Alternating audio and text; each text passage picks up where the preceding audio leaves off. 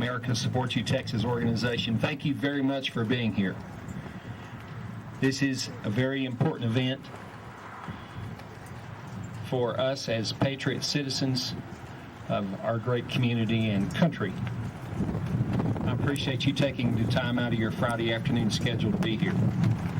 Before we begin, I'd like to ask Gary Berg, Hardcore Motorcycle Ministry, to lead us in the invocation, followed by the Pledge of Allegiance to the flag of the United States of America by Mayor Deborah McCart. Gary? Would you join me in prayer? Our gracious Heavenly Father, we're so thankful today for the privilege we have to stand out here in this West Texas wind and to be free to celebrate, to be free to honor, to be free to live.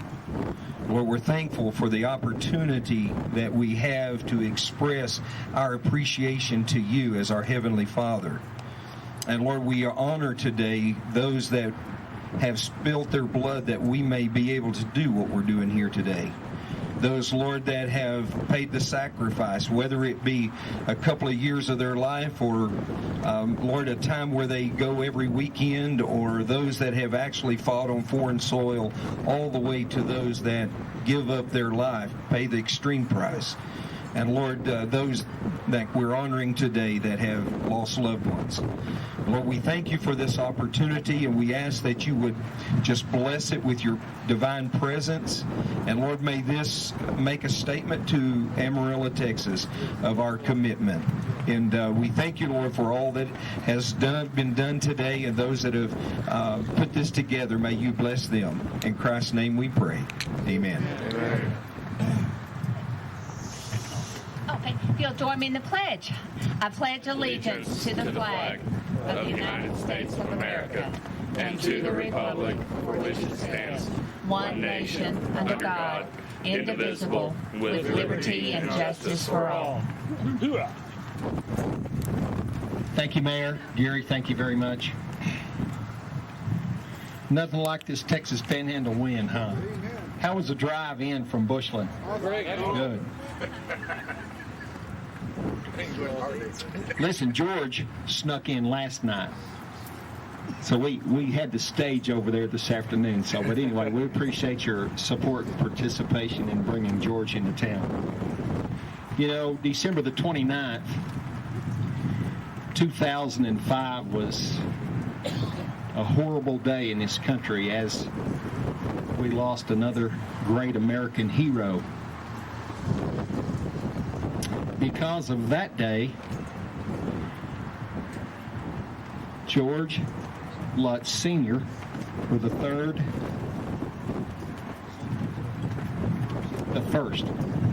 first, decided or resolved over a period of time that we needed to remember. We needed a national symbol of remembrance to honor our fallen heroes and to pay tribute to their sacrifice and honor and remember the families. George is on an incredible mission. You see his support team. That's it right there. He's got a lot of staffers back in Virginia, a lot of state organizers across the way, but we asked George to come to Texas. We wanted to be a part of that tour, and we asked him to come to Amarillo first because we know what patriotism is here in this country, in this city. And we do it every day. You do it every day, and we're very honored to have George stop here in Amarillo. So it is indeed my honor to introduce to you Mr. George Lutz.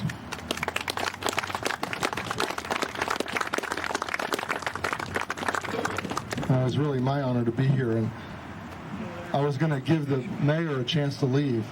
Oh, yeah, you have to leave in a second. I want to hear you for Well, all right, you're going to sneak out in the middle then. Yeah. Okay. The mayor does have another commitment at 2 o'clock, so before I started. But thank you, Jack. America Supports You, Texas, the city of Amarillo. I mean, what an honor it is to be here at this part of this journey. And I'm going to share with you a little bit about how I got here, why I'm here. Many of you may not have a any idea as to what my mission is and how important it is, but I will tell you that this moment right now here is going to be an historic moment for you, and I hope that you feel that when the ceremony is completed. But as Jack mentioned, on December 29th of 2005, my son Tony was killed by a sniper's bullet in Fallujah, Iraq. Now, on the 30th, that morning, is when 2 uniformed soldiers came to my house with those words, "We regret to inform you." It was the most devastating moment of my life. I hope you can't imagine that. But to use the word devastation isn't big enough. You just can't reach down that far and find a word that describes devastation. You just can't. And the 31st was my birthday. And so on the front page of our local paper was my son's picture and his story. And that was a heck of a birthday present 5 years ago. And what I did with that moment, what I did with the processing, I believe changed my life. Because I don't know how many, I know Texas is a spiritual state. I don't know what your spiritual leaning is, but I tell you that God spoke very clearly to me. And he gave me the heart of those families that had lost so much throughout our generations.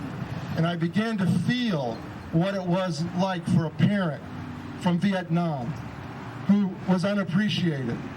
And I know many of you served there and came back hiding, in the dark, flying in late at night. But I thought about the parents whose family members, whose sons, mostly sons, were not coming home. And how were they treated? And were they hidden? Were they given any respect at all? And I found, no, they weren't. And my heart broke for them.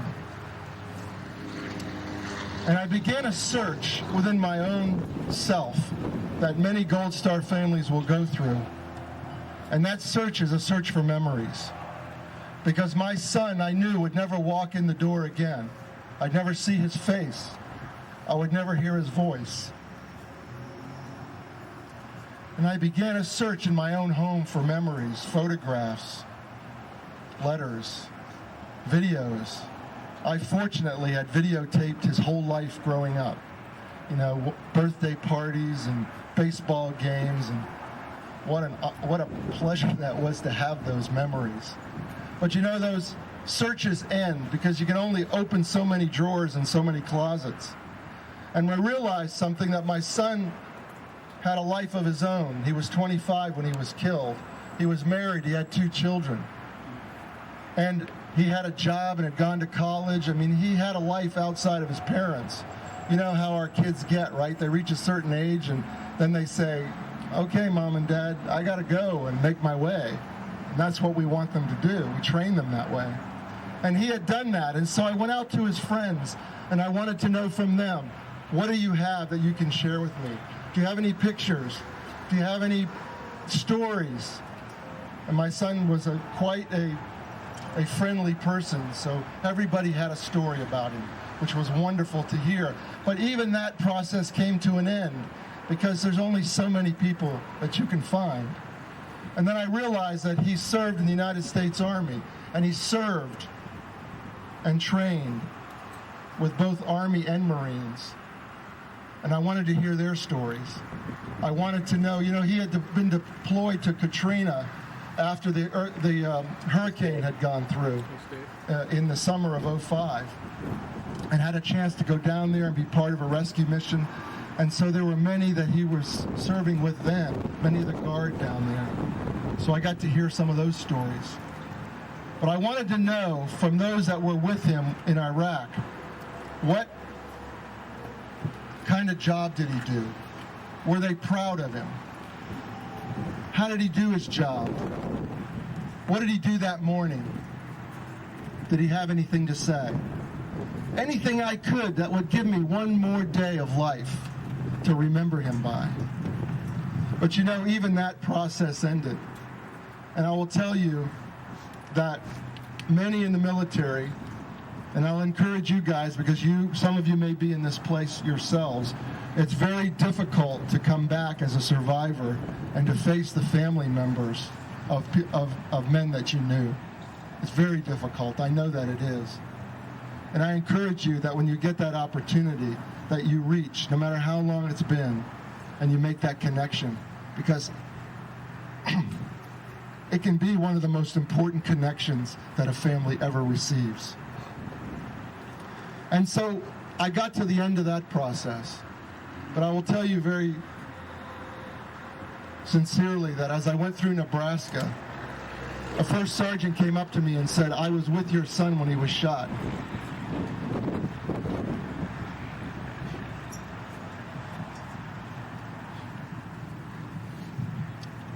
Let me tell you about that day. And I was so grateful for that moment. And I don't drink, but we did sit down and have a glass of water. And we talked about it. And it is those kinds of moments that as a Gold Star father or a wife or a mother that you hope for.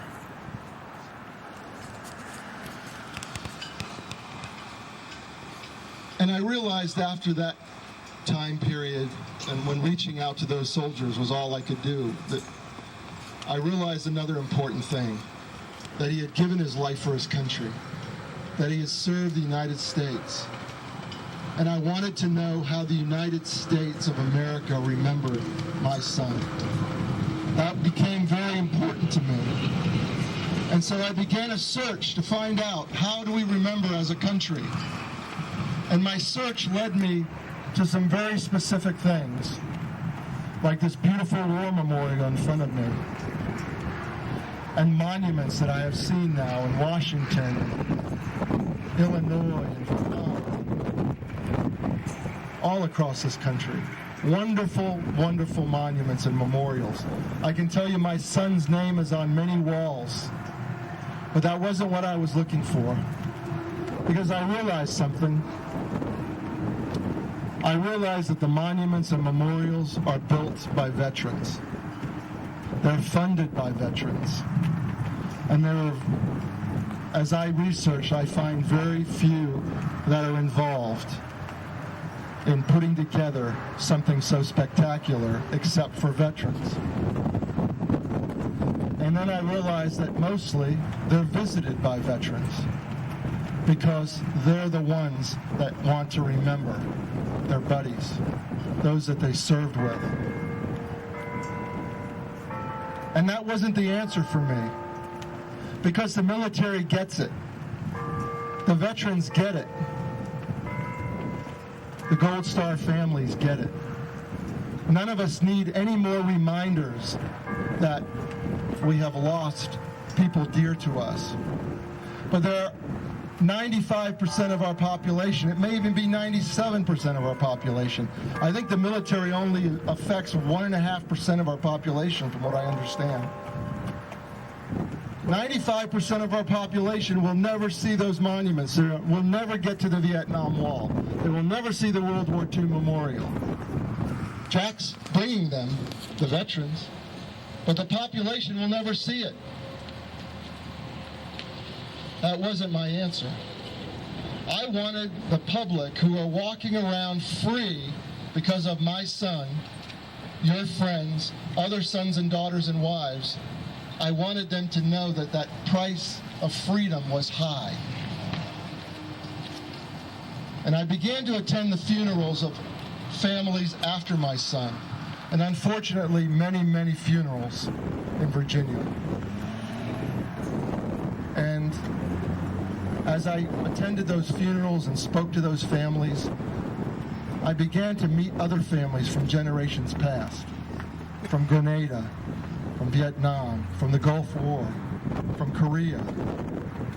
And the two things that I would hear over and over from these families, without question, and I know this has probably gone through your minds as well, please don't let this have been in vain, and please don't let them be forgotten.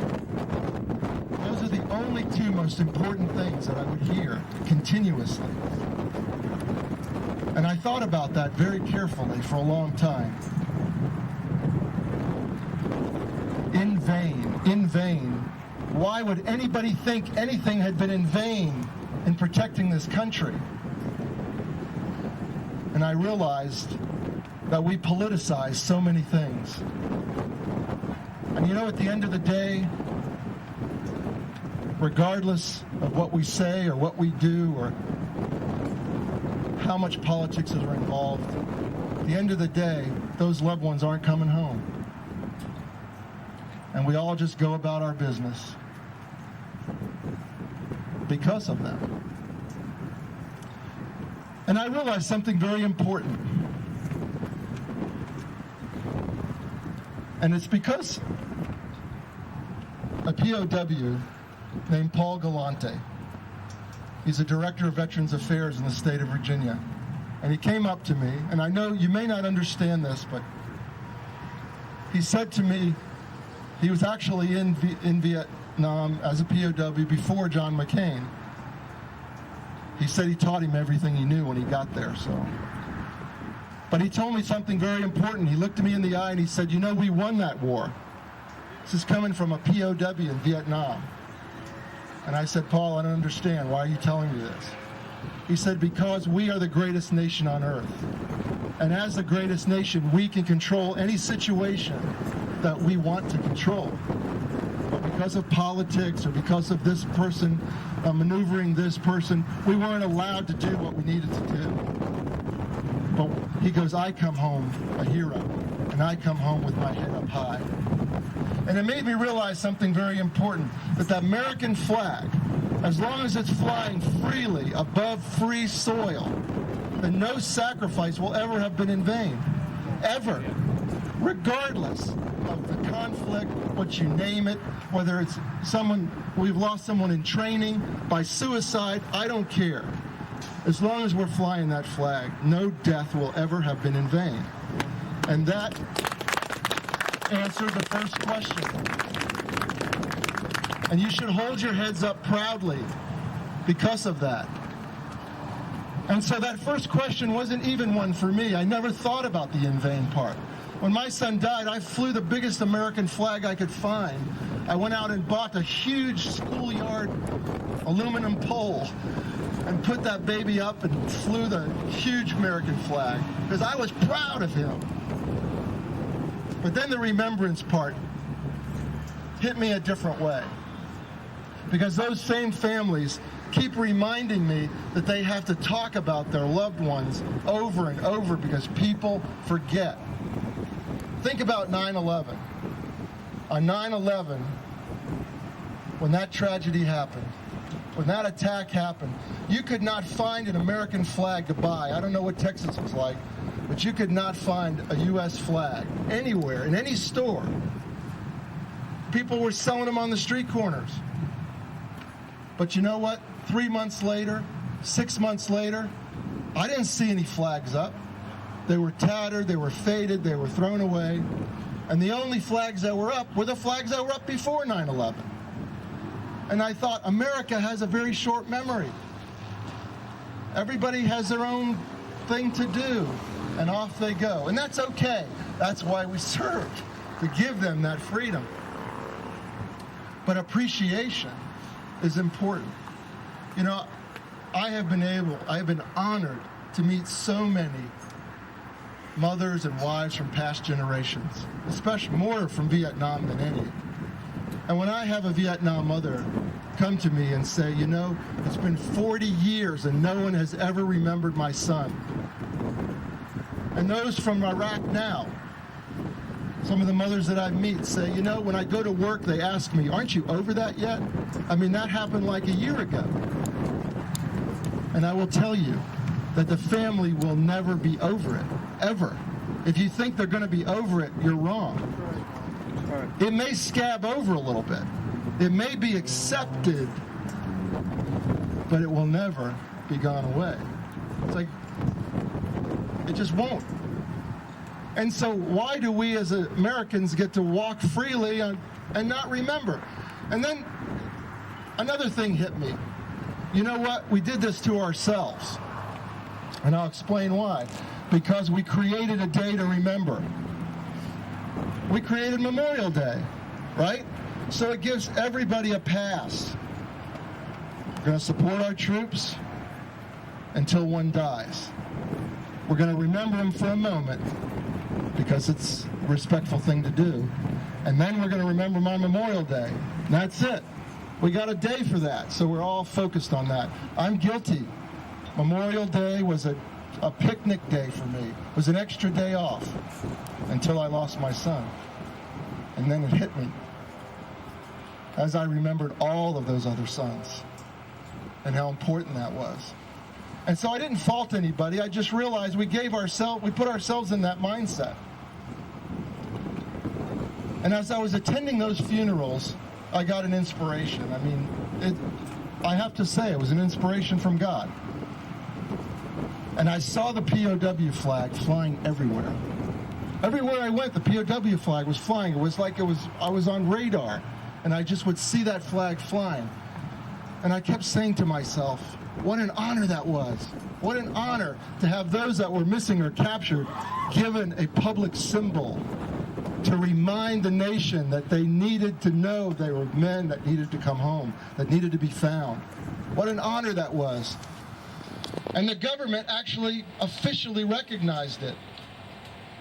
It took 18 years, I don't know if you know that, 18 years to have it recognized, but it was recognized. And as I looked at that flag, I said to myself, the fallen need a symbol. There were nearly 57,000 that died in Vietnam. There are hundreds of thousands that died before that. I thought they need a symbol. The public needs to be reminded of that price of freedom. Because if you think about what a flag is for, if you think about what symbols are, they're just a gathering point. What symbols do is they rally us around a common belief or a common cause. The VFW riders, you guys probably have your own emblem. Every state has their own flag. Every branch of the service has their own flag. The American Legion riders, the PGR, everybody has their own symbol. We have symbols for everything. Yet the one missing symbol I felt was important was the reason we can fly anything else in this country is because of the blood spill. And so I thought that that was a void that needed to be filled, that there was a voice that couldn't be heard.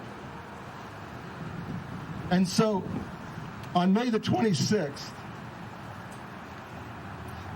2008, can you help me? 2008,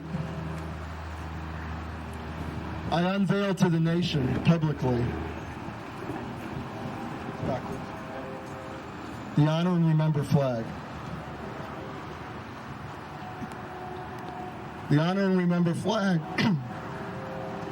was established to become a national symbol of remembrance, to become that national symbol that recognizes all military lives lost in service to our country, from the beginning of our country's history to the present, and as long as we're a free nation, unfortunately, beyond.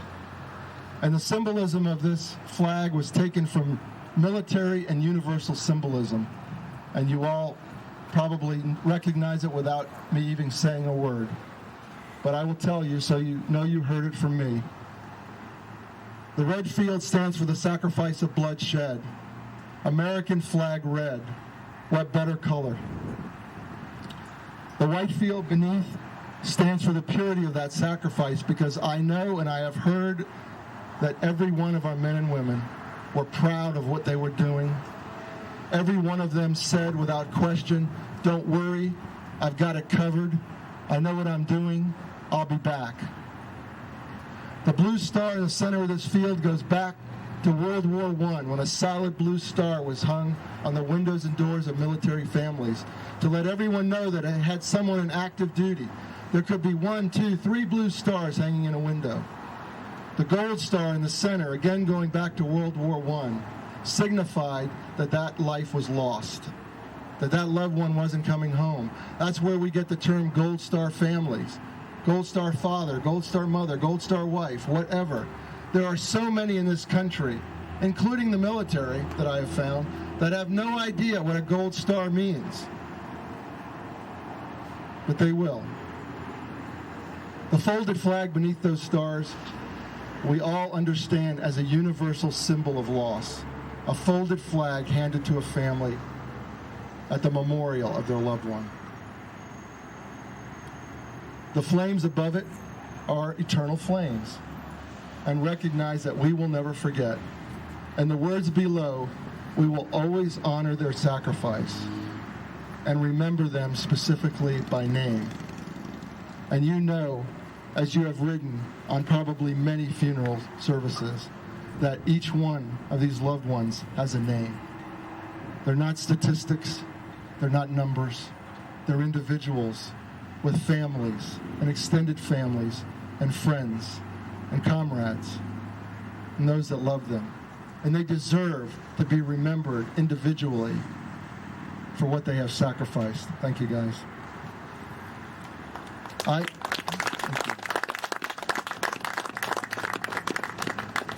There is a bill in Congress right now, HRAA24, to officially recognize, honor, and remember as a national symbol of remembrance. About a year and a half ago, I was contacted by several states, legislators in those states that said, you know, we don't want to wait for Congress to adopt this flag. We want to fly it now in our states for our fallen and their families. What can we do? So I pointed them to the legislation in Congress and said, model this and do the honorable thing for those families. And so state by state, that began to happen. And I can tell you now that there are probably, I can't tell you the exact number, but there are over 25 states that have committed to writing legislation, or have written legislation, I should say, already. But I decided that I wasn't going to wait for the rest of the states to contact me, and I do have a small army, very few. My team back home is 3 people. I decided to deploy myself to the entire United States and travel all 50 and meet with everyone I could. Legislators, veterans organizations, patriotic Americans, Gold Star families, and share this message. And this is my 41st state. I left on June the 7th. I have driven or flown. I had to go to Alaska and Hawaii by plane, but I did go. I have covered 20,000 miles already since June the 7th. I left right after Memorial Day, and I will end this journey in Arlington Cemetery on Veterans Day at 2 o'clock on November 11th. And every one of the states that I have been in, including now this morning Texas, has committed to making this a state symbol of remembrance. So you will see this happen. I have 9 more to go.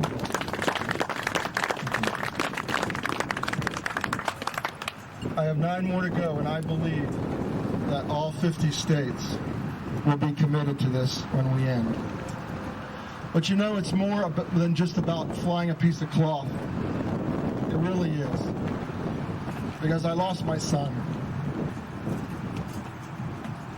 And the one thing I want is to have him back. And I can't. So one thing we have no control over. And I know that's the same for all of these families, regardless of how many gifts we give them, or how many streets we name, or how many buildings, what they want, they can't have. And so the second most important thing that I believe is gratitude. To be thankful. To somehow say, you know, I do remember, and I do care, and it is important to me. And so I realized something very special in the design of this flag. It is very unique in that it can be personalized. And so I committed myself not only to having this flag flying across this nation, in recognition of those families, in thanks of those families, but to give them something special, that they too could realize that when they had something that mirrored what was flying by everyone else. And so you will see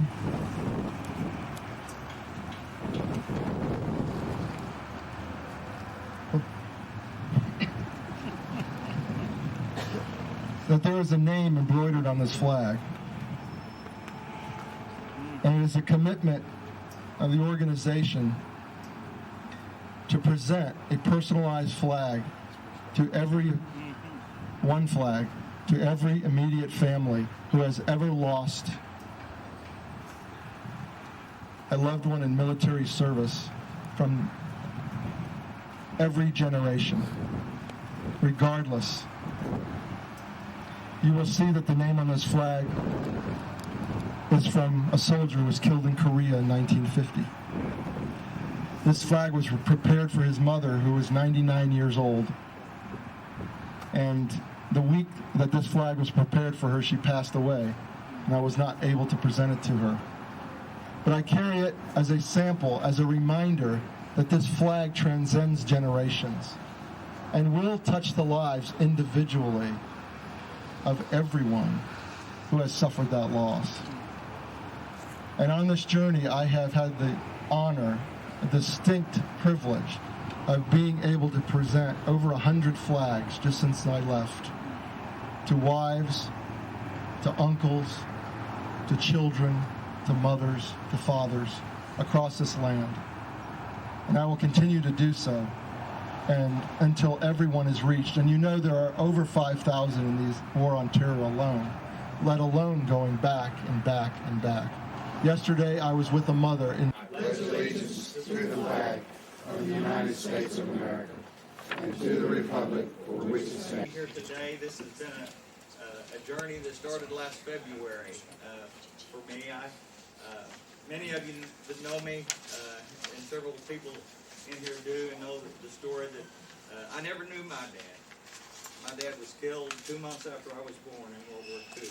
He was in the Battle of the Leyte Gulf, one of the largest, absolutely the largest naval battle in history. And I never knew him. My mother remarried when I was 2, so my stepdad became my dad. And it wasn't until a few years ago when my son went to Iraq. In fact, his Marine Division was one of the first divisions into Iraq in 2003. And as you know, prayers that go up for your sons or daughters when they're overseas.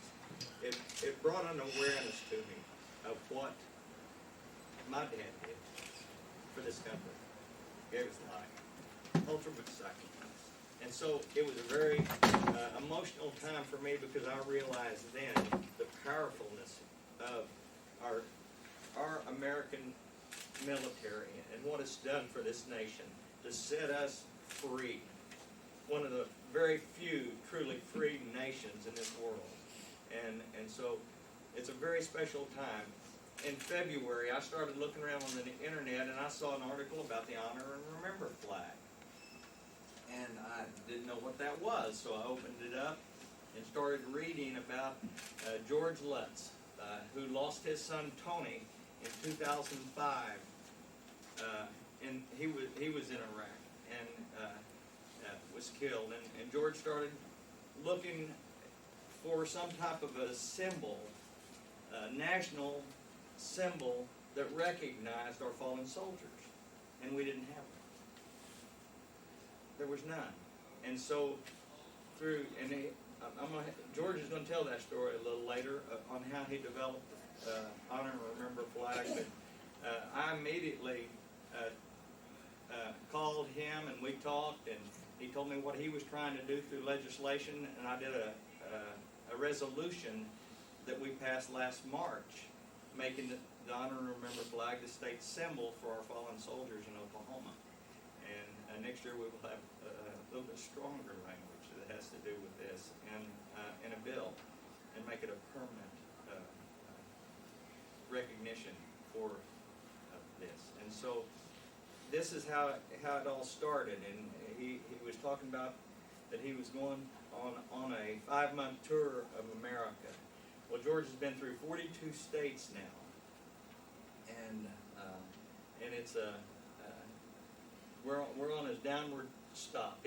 He's on his way back home, but he's going to be with us today, and a little later in the program he's going to talk about that as we recognize some families that are here today. But I do want to read Oklahomans that have been killed in action over the last couple of years in Oklahoma, and who they are. PFC John Philip Dion, he was 19 years old, from Shattuck, Oklahoma, killed in Afghanistan. Specialist Randy J. Grady, 25 years old, from Bristow, Oklahoma, killed in Afghanistan. Specialist Matthew D. Hastings, 23 years old, from Claremore, Oklahoma, killed in Iraq. Specialist Andrew R. Looney, 22 years old, from Owasso, killed in Afghanistan. First Lieutenant David T. Wright II, 26 years. It is such an honor to be here. I mean, truly, truly an honor. I will try to get this through this without a lot of emotion, but it's very difficult because this is not a job or just a campaign. It's my life, and so I take it very seriously, and I take every life ever lost in this country very seriously. You know, as God put a special place in my heart for families that have given so much for all of us. And I'm honored not only to be here in this room with so many important people and with the senator who has done so much to bring this flag forward, but with the families, because you are my family. And that is why I do this, and for no one else. But it all started on December 30th of 2005 when I got that knock on the door that no parent ever wants. And those words, "We regret to inform you, my son had been killed the day before by a sniper's bullet." And there isn't a big enough word for the emotions that you feel that moment. You know, I try to use the word devastation, but it's just not big enough, because that day your world changes forever. It will never be the same again. And I thought to myself, surely they're at the wrong house. You know, I never imagined, why would any soldiers be at my front door? And I let them in. And I thought, well, maybe he's just wounded. You know, maybe they want to tell me I need to go someplace because he's hurt. But it sunk in pretty quickly that he wasn't coming home, that I would never see his face again, that I would never hear his voice on the telephone. And those all too common expressions that I know each one of our loved ones has. And what did I do? I didn't know what to do. I will honestly tell you, I didn't want to be alive.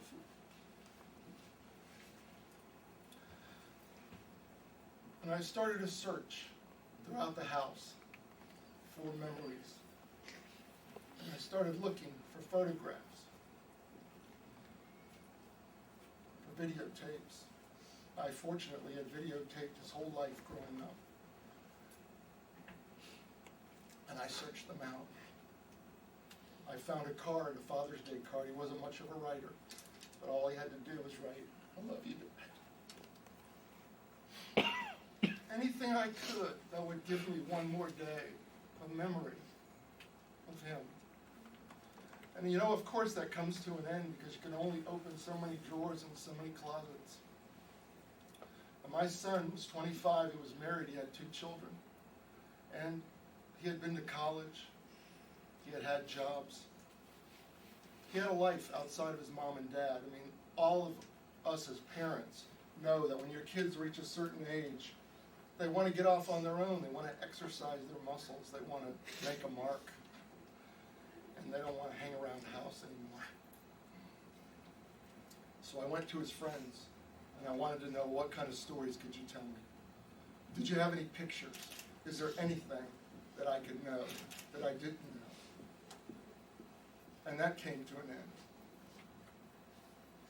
And I realized that he was in the United States Army and that he had trained with his buddies, and he'd actually been deployed to Katrina in August of '05.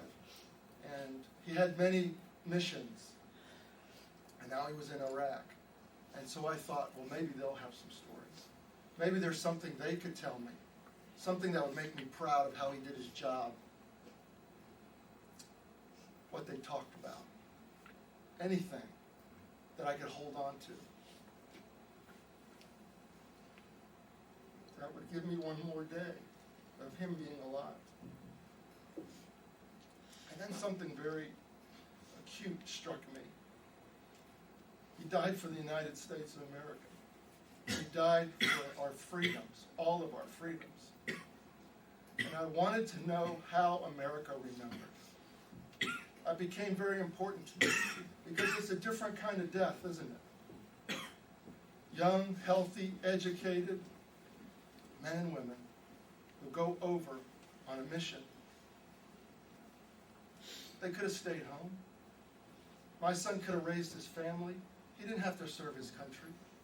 But they all love serving their country. They all love the jobs that they're doing. And I wanted America to be proud of that. Sure, I was selfish. But I wanted them to be proud. And so I looked around for ways that America remembered the fallen. Not just the troops, but the fallen. And I found very little. What I found was a lot of lip service.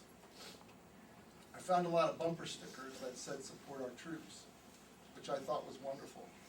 But I don't know how many of you tied yellow ribbons around all the trees in front of your house or around the posts of the porches or whatever. I did.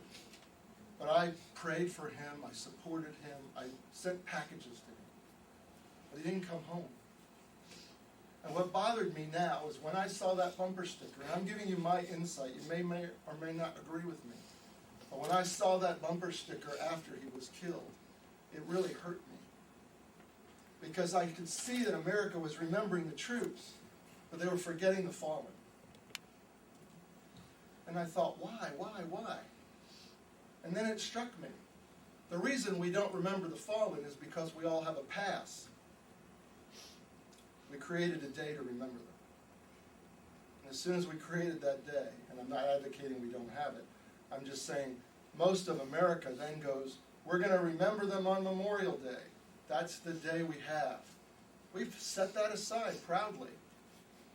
And how many of us do it? Do you know there's movements in this country to get people to remember Memorial Day for 1 minute? Entire movements. And still it doesn't happen. I'll have to tell you, honestly, that before my son Tony was killed, Memorial Day was just another picnic to me. I didn't realize.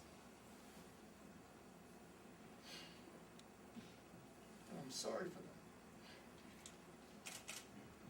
But I thought there was a void in this country that needed to be filled. I started to attend the funerals after my son, those around in Virginia and North Carolina, because I needed to have that healing, and I knew those families needed to know somebody else had been there and was going through it. And as I met those families, husbands, wives, children, moms, I began to meet families from other generations, from Vietnam, from Grenada, from the Gulf, from Korea, spouses from World War II. And the two things that I kept hearing over and over from them, and has been mentioned earlier, please don't let this have been in vain, and please don't let them be forgotten. Those were the only two things that were important. Because you can't give these families back what they want. Only God can do that. what you can do is say thank you. What you can do is be grateful. What you can do, and you can never do it enough, is have that feeling and that attitude to be thankful for something that was so precious and they will never have again. You know, I'm often bothered. This is another one of my side notes here, but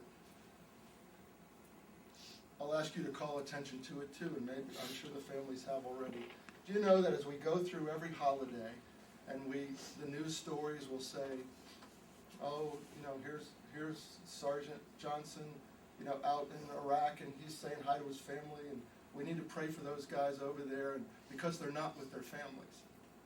You know what bothers me? Is it only takes a moment to say, and let's pray and remember the families that will never have their loved ones home. We lose that in the total picture of who our troops are. There are those that are over there actively fighting for our freedom, and there are those that didn't come home. It's a collective group. You can't support the one without the other. If we send 1,000 over and they all die, does that mean we stop supporting the troops? No. They're all the troops. I don't even know what a troop is. But the military that protects us and defends us and has given us everything that we have today. And one of the things that I noticed as I've been speaking to families and going to funerals is this wonderful POW flag that Kay mentioned. And she so eloquently spoke about flags and the meaning and importance of it. I so appreciate that, Kay. But the POW flag became an inspiration to me. I would see it flying everywhere. And I thought, what an honor that was for those that were captured or missing to be given a military symbol that was publicly recognized. It took 18 years, by the way, to have that officially recognized. But it was finally recognized, not until 1989. But what an honor that was. And sir, you mentioned the number in Vietnam, 58,000. You remember the rest of it? 790. I thought to myself, 58,790 died in Vietnam. Where was their symbol? And the hundreds and hundreds of thousands before that, and the many thousands after that. Where was their symbol? And I thought, as I looked around and I started to research this, yes, there are certain symbols out there that are military oriented. You know, we have the gold star. That's a military flag. It's not a public flag. We have the blue star. That's a military flag. It's not a public flag. I thought of all the flags that we fly in this country for everything. And Kay mentioned all the types of flags we have. The one flag we didn't have, the one emblem that we needed, was the one that those that gave their lives didn't have the voice to give us. It's the one flag, the reason that we can fly any other flag in this country, including this flag. It's the one my son died for. And I fly the biggest American flag I could put on my pole. Amen. Because this is our symbol of freedom. We are the greatest nation on earth. We are the helping nation. We have always been. And so remember I said those two things. Let it not be in vain and let it not be forgotten. Well, I thought about the in vain part because that kind of bothered me. Why would anybody think that any war or conflict or death was in vain? And I had to think about that a little while. And I happened to have a POW. I don't know if you know Paul Galante in Virginia. He is the director of Veteran Affairs in the state of Virginia. And before I left on this journey, he said to me, you know, George, we won that war in Vietnam. This is a POW looking, he was there before John McCain, looked me right in the eye and says, we won that war. And I said, okay, Paul, well, where are you coming from on this? And he said, just what I said, we are the greatest nation. We have the resources to do and dominate anything and anywhere we need to be. He says, but politics gets in the way of much of what we do. He says, don't get that confused with victory. or defeat. He said, we were asked to leave. We easily could have taken what we needed to. And I realized something very important coming from him, is that as long as this American flag flies freely above our land, no conflict, no war, no death, by whatever method, will ever have been in vain. Will never have been in vain. And I think we demean ourselves to think that is the case in any way. And that's just important to know. And that patriotism is such an important part of who we are. And we will continue to be that greatest nation as long as that flag flies freely. But the remembering part is the part that I couldn't answer right away.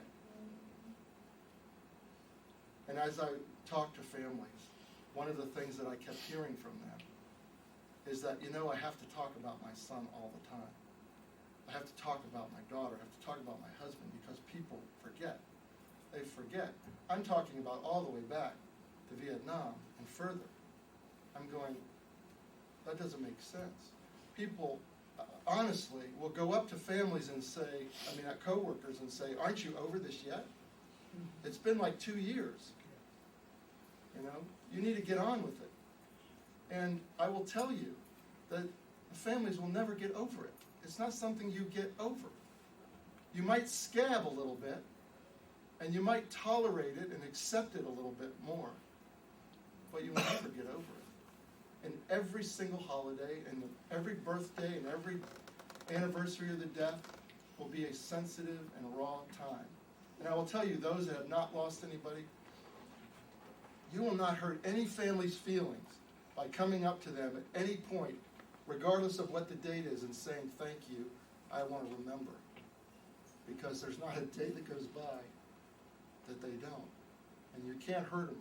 It's not like, I have people call me the day after my son and go, well, I didn't want to bother you yesterday. I didn't want to upset you. Like, okay. Like I didn't know he died that day. It's okay. We want to know that you care. It's vital to know that. And those veterans, if you haven't gone back and talked to maybe the families of your buddies from the past, and they're waiting. They need to hear. Kay mentioned bringing home an MIA. Well, I had the privilege and honor on this past Sunday of being with Cindy Bowman. Cindy Bowman's husband was MIA for 40 years. And last month, they found him. And they're bringing him home. And he'll have a ceremony in Arlington. And I had the honor of being with her at church on Sunday and presenting her with a flag in honor of her husband after 40 years. And so those men, mostly men, need to be remembered. They need to be brought home. They need to be honored. And so my long-winded conversation here brings me to the point where I believe we needed a symbol of remembrance, because I believe that this country needed to remember more than one day a year. I believe that we walk under the freedoms every day of worship, of protest, of whatever it is we choose, freedom to move about the country as we wish, carry guns, whatever that freedom is. We all live under that. And because we do, we need to remember those that gave it to us. And so, the Honor and Remember flag was created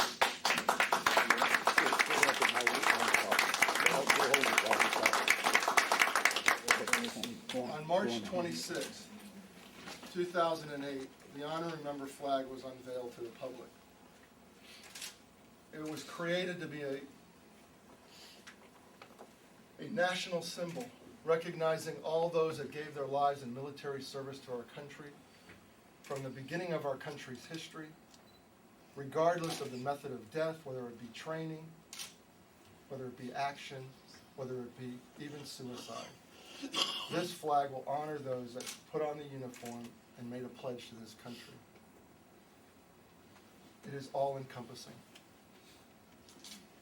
The red field stands for the sacrifice of bloodshed. the white field below, the purity of that sacrifice, because our men and women, each one of them, and these families will tell you, said to all of us, no worries, I know what I'm doing, we've got it covered, I'll be back. The blue star in the center goes back to World War I, when a blue star, solid blue star, was hung on the windows and banners of those military homes, letting everybody know that they had someone in active duty. The gold star is where we get the term gold star families, gold star mothers, gold star fathers, gold star wives. That life was not coming home.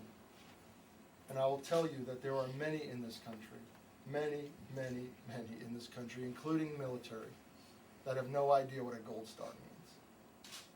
But they will. The folded flag beneath is a universal symbol we all recognize as a folded flag, a life lost for this country, a flag handed to the family at the memorial of their loved one. You know, there are so many families that have not yet even received a folded flag because it was unknown where they were or what happened to them. The flames above it, eternal flames. This makes sense. An eternal reminder that we will never forget. And the words below, we will always honor their sacrifice and remember them specifically by name, because as you mentioned, they are names, every single one of them, with middle initials, and families, and extended families, and friends, and comrades, and they need to be recognized. That's why we engrave them on the wall, so that they are recognized individually. Thank you, guys.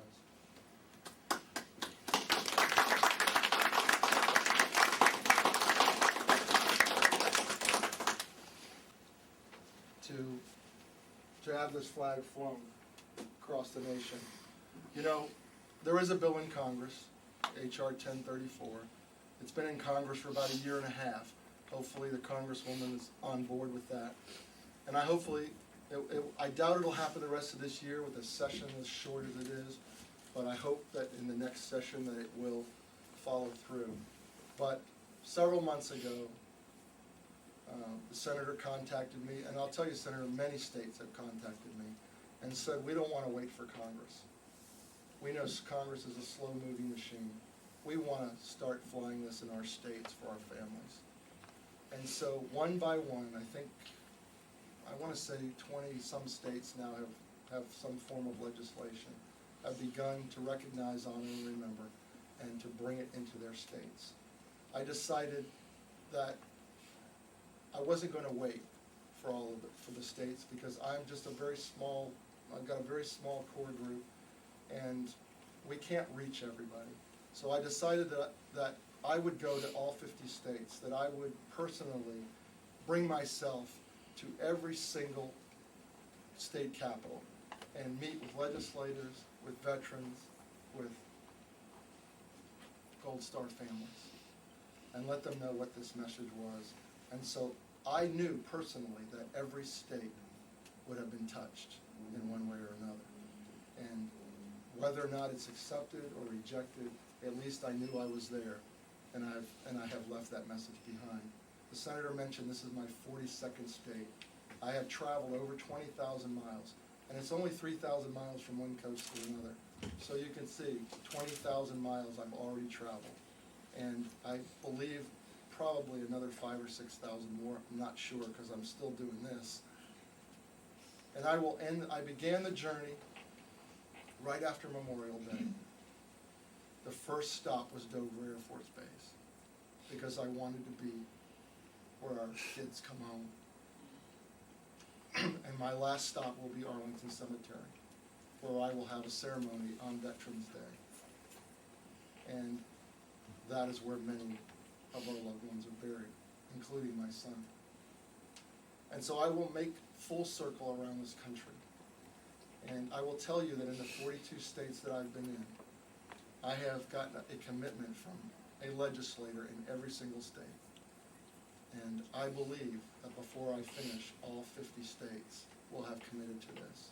And I hope and pray that it'll be enough to get the United States government to do something in recognition. Because, you know, it's not about, even though it's a gift in a huge way to the families, it's not about us.